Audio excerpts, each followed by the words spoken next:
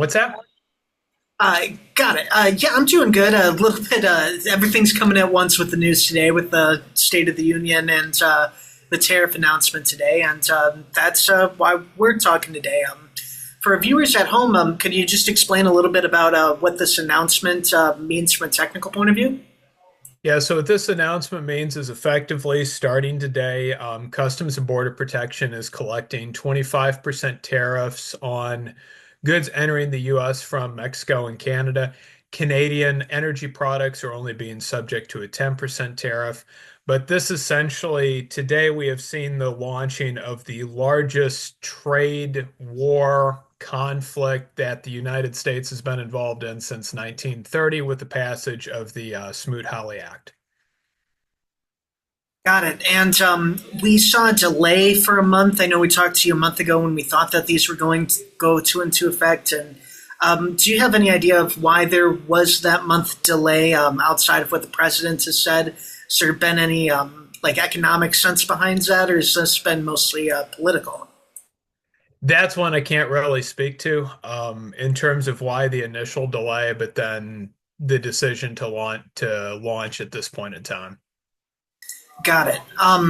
But with that delay, have businesses had time to prepare? Did people think that this was actually going to happen? I know I've seen people with opinions on both sides saying this is Trump saying that he's not actually going to impose tariffs. I've seen other people saying businesses have spent the time trying to get ready.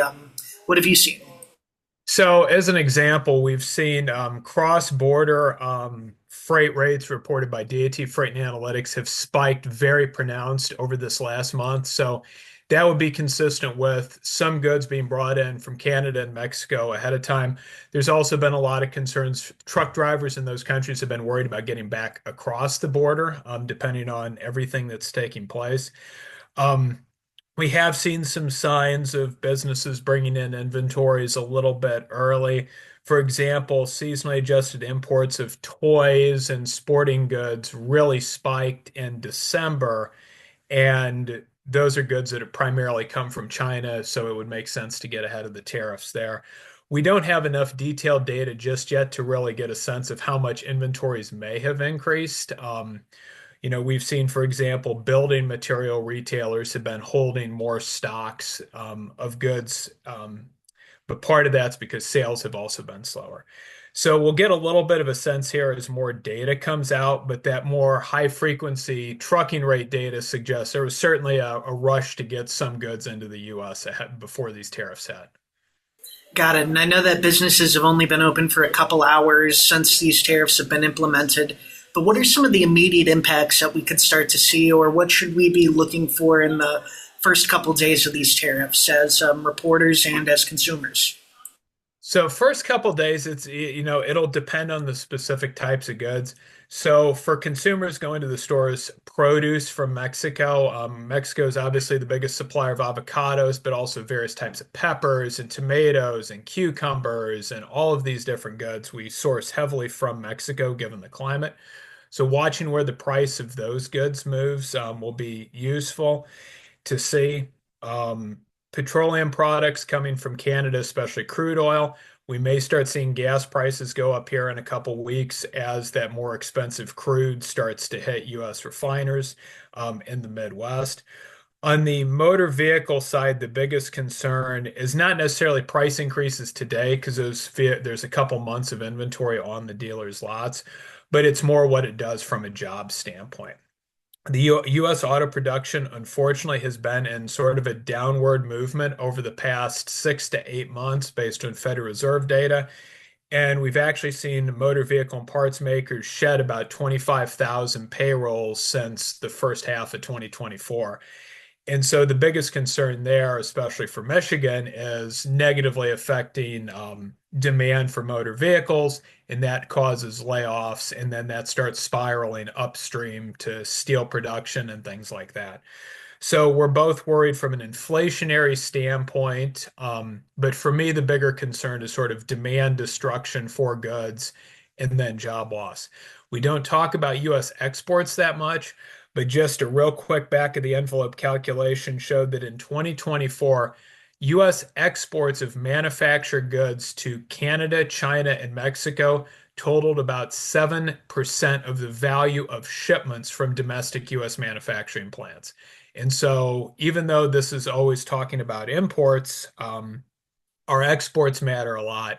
We've already seen Canada and China have immediately announced more retaliatory tariffs, and Mexico's already saying Sunday they'll announce retaliatory tariffs as well.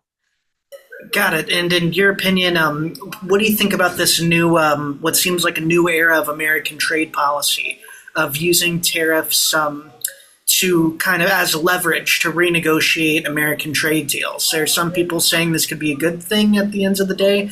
There's some people saying that this is a bad thing. I'd like to see where you stand. Right now, based on all the research, what we had coming out of the 2018, 2019 tariff war with China is this is not a good thing. We've seen evidence that caused inflation for the specific categories of goods that were affected. We saw evidence that manufacturers whose imports were subject to more tariffs from China back then saw less exports in 2019. So in terms of, leveraging this to renegotiate trade deals, it's difficult for me to understand how we're going to get, let's say, a better trade deal with Mexico when it comes to motor vehicle production because of the wage differential that exists. The other big challenge is right now it seems that the United States is trying to take on the entire world when it comes to trade because we also have metal tariffs on steel and aluminum going into effect here in a week or two. We don't even know yet, I don't think, whether those stack on top of especially the tariffs on Canada because they're such a big supplier of aluminum. We are then talking tariffs on agricultural products. That was floated yesterday on Truth Social. And then we've got looming tariffs with the European Union, and then potentially certain key product categories, keep motor vehicles being the biggest thing, which means Japan and South Korea are especially in the crosshairs, in addition to Germany for being in the crosshairs for being part of the EU. And so the challenge the US faces is that taking on essentially all our major trading partners at the same time puts us in much worse position than, let's say, focusing specifically on China, where there's the greatest concerns, but doing it in a multilateral way, which we had the option of doing with the Trans-Pacific Partnership that the U.S. elected not to join. Got it. And so all of this is sounding pretty dire as a whole. If we can expect this to be sort of the status quo over the next 4 years, what should people be doing? Is this a time to, look at your own sort of savings accounts and take your money out of the stock market? Should people be expecting higher prices over the next years? What should people be doing in response to these moves? So I think right now, because there's a lot of uncertainty, the natural inclination is to pause any big ticket spending. We're seeing that from businesses as well, that, hey, I may not do this $20 million capital investment in new tooling if I'm not sure what the export market looks like when exports are, let's say, 15% of my business. And so I wouldn't be surprised if some consumers don't sort of hit the pause button for some spending. The stock market stuff, that's not my area of expertise. So I expect folks will sort of pause and will wait and start to see what happens over the next coming months. The key thing is the president's very mercurial. These could be taken off next week with Canada and Mexico, and we could be having a different conversation. It is important for folks to realize that Canada and Mexico are certainly now staring at facing a recession, each country, because of their dependency on the United States as a market for their goods. And so this is where, a lot of game theory becomes involved. Um, but so we kind of just happen to wait and see. I certainly, though, don't see how these policies are advancing the president's effort to, let's say, make groceries, cheaper for Americans, which is one of the campaign promises he ran on. Got it. And that kind of ends the list of prepared questions here. Is there anything else that our viewers should know about or be on the lookout for, or anything that us as reporters should be on the lookout for as these kind of develop the next few weeks and days? The thing I'll be watching, sort of the closest to get any sense of kind of high frequency economic data is rail traffic data gets published each week.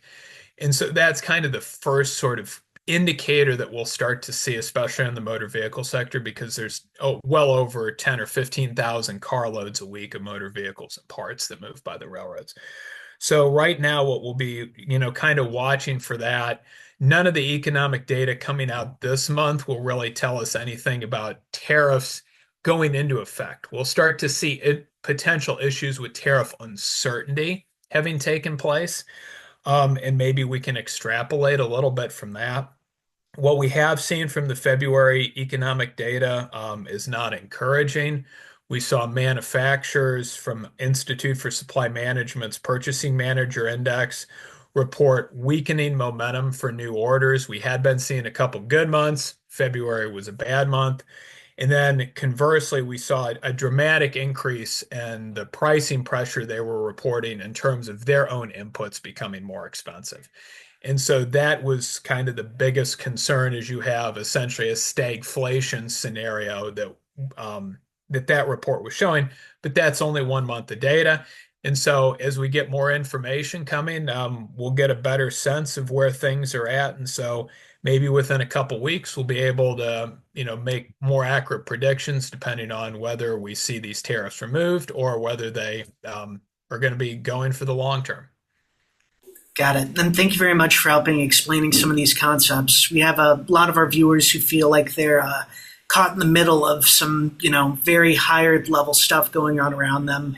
Is there anything that they can do on a personal level to kind of ride this out, or is it just, take the punches as they come sort of situation? There's really nothing any of us can do as a consumer right now other than try to just, see how things play out. And so, that's kind of my personal view is, kind of just wait and see, and we'll see where things go. We may get some clarity tonight with the State of the Union, in terms of maybe some additional announcements for what's going on. And so we'll just have to wait and see. Got it. Well, on that note, thank you very much for joining me. If there's anything else you'd like to add, I'll open the floor. If not, thank you very much for your time. No, Nick, other than just, hey, reach out over the coming days if you want to. And certainly it will be interesting this Friday. I believe we get the February jobs numbers. And so that could maybe provide a little bit more clarity on the health of the U.S. economy.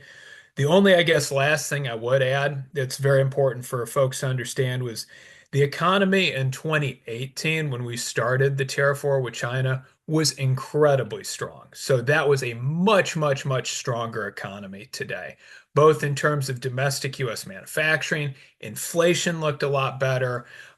It was just overall a much better economic situation. And that even caused some issues, especially with manufacturing in 2019. We're putting much, much, much larger tariffs in place today on an economy where I think consumers overall would say they're in a much worse position today than they were 7 years ago. And so that's, to me, probably one of the biggest sources of uncertainty is last time we had a very strong economy when this took place. This time we don't. And so understanding how that plays out sort of with the different macro level picture is one of the things that makes it challenging. Got it. Well, we will definitely be turning back to you on these issues as we get more questions as things play out. Thank you very much for joining me this afternoon. You're welcome. Take care, Nick.